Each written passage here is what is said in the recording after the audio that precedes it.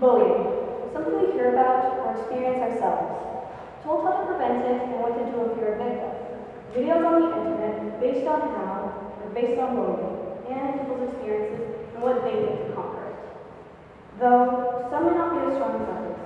Instead, they're left with a scar in their heart for what one or tens of people had said about them, or the physical abuse that they received. But those memories and moments don't just go away. And they're not easily forgotten. They could also evolve into something bigger. This is one reason why I like to look into the psychological effects of bullying. Some effects can last for a short or long period of time. According to StopBullying.com, when the victims being bullied, they can go through depression and anxiety, change in sleeping and eating patterns, health effects, suicidal thoughts, and a decrease in their study, plus are most likely to miss, skip, or drop out of school. Also, a very small number of bullied children can go to violent measures. 12 of 15 school shootings, the shooter had a history of being bullied. On the NCGI website, they go into further details, like how it causes social problems. In a Korean study of 7th and 8th grade students, they found that being a victim of bullying increases the risk of social problems. The study describes social problems as acting younger than their actual age, being very dependent on adults, and being very immature. All of those things can lead to social isolation and in an Italian study, they also found that being a victim of bullying had more difficulties talking with police. Another study of symptoms that bullying may cause, like I said before, are anxiety, depression, and eating disorders. A study of over 7,000 African American and Hispanic middle and high school students found that the victim of bullying frequently worried, sad, nervous, and fearful. Another study shows somatic systems of being bullied. If you've never heard or know what somatic is, it is related to the body, especially as distinctions in the mind. In the study of over 1,600 U.S. children, ages 6 to 9, who were being bullied, had more chances of sore throats, colds, coughs, and poor eating habits. And in the study of Dutch children, to 9 to 12, had more chances of headaches, sleeping problems, stomach pains, bedwetting, and feeling tired. Plus, in another study of grade 6 to 9, 8 to 10, who were being bullied, were associated with headaches, stomach pains, backaches, and dizziness. Lastly, a study of 5,000 students in grade 5, 7, and 9, the study determines that the children who were being bullied had an increased need for medication, both physically and mentally. Next, the long-term effects of bullying are the ones that can continue into adulthood.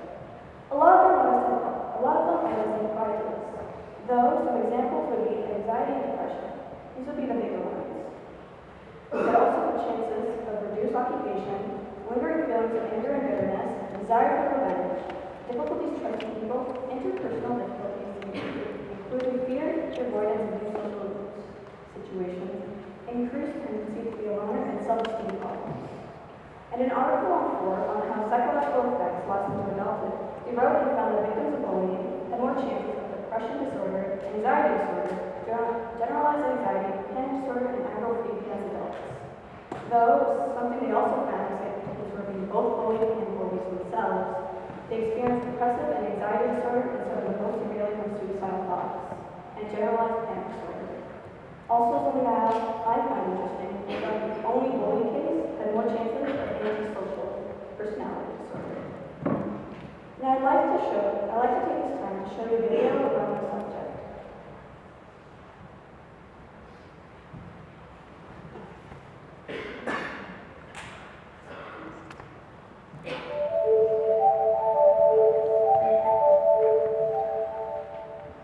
Obviously, bullying behavior is going on in this time we can observe it in other cultures and certainly in animal groups as well.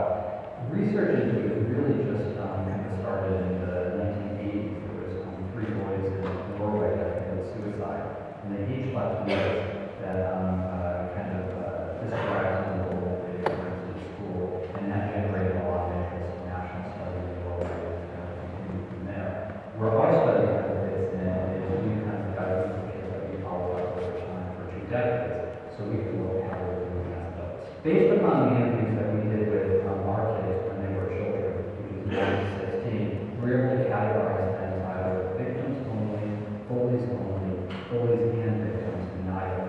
And then we followed them up into young adults at the age of 19, 21, 25 to see, to look at their emotional and behavioral function. What we saw is that the pure victims had elevated rates of anxiety disorders, things like agoraphobia, panic disorder, or generalized anxiety.